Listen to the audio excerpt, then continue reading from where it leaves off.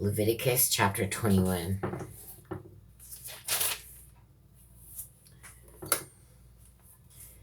If one be found slain in the land which the Lord thy God giveth thee to possess it, lying in the field, and it be not known who hath slain him, then thy elders and thy judges shall come forth, and they shall measure unto the cities which are round about him that is slain.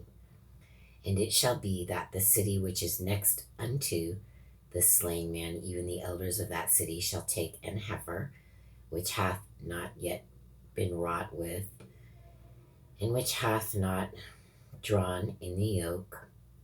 And the elders of that city shall bring down the heifer unto a rough valley, which is neither eared nor sown, and shall strike off the heifer's neck there in the valley. And the priests, the sons of Levi, shall come near. For them the Lord thy God hath chosen to minister unto him, and to bless in the name of the Lord.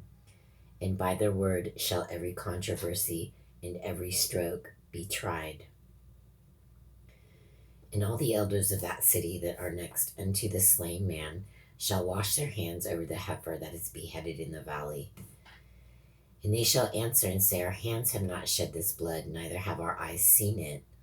Be merciful, O Lord, unto thy people Israel, whom thou hast redeemed, and lay not innocent blood unto thy people of Israel's charge, and the blood shall be forgiven them. So shalt thou put away the guilt of innocent blood from among you, when thou shalt do that which is right in the sight of the Lord. When thou goest forth to war against thine enemies, and the Lord God hath delivered them into thine hands, and thou hast taken them captive, and seest amongst the captives a beautiful woman, and hast a desire unto her, that thou wouldest have her to thy wife, then thou shalt bring her home to thine house, and she shall shave her head and pare her nails. And she shall put the raiment of her captivity from off her, and shall remain in thine house, and bewail her father and her mother a full month, and after that shall go in unto her and be her husband, and she shall be thy wife. And it shall be, if thou have no delight in her, then thou shalt let her go whither she will, but thou shalt not sell her at all for money. Thou shalt not make merchandise of her, because thou hast humbled her. If a man have two wives, one beloved and another one hated, and they have borne him children, both the beloved and the hated, and if the firstborn son be hers that was hated, then it shall be, when he maketh his sons to inherit that which he hath, that he may not make the son of the beloved firstborn before the son of the hated, which is indeed the firstborn.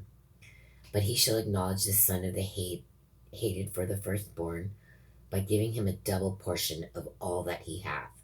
For he is the beginning of his strength.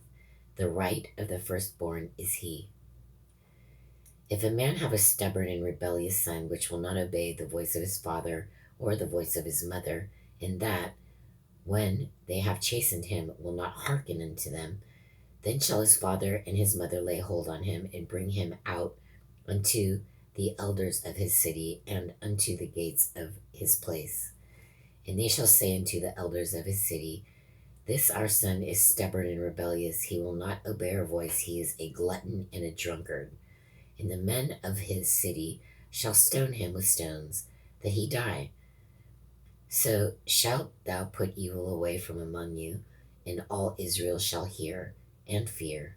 And if a man have committed a sin worthy of death, and he be put to death, and thou hang him on a tree, his body shall not remain all night upon the tree, but thou shalt in any wise bury him that day.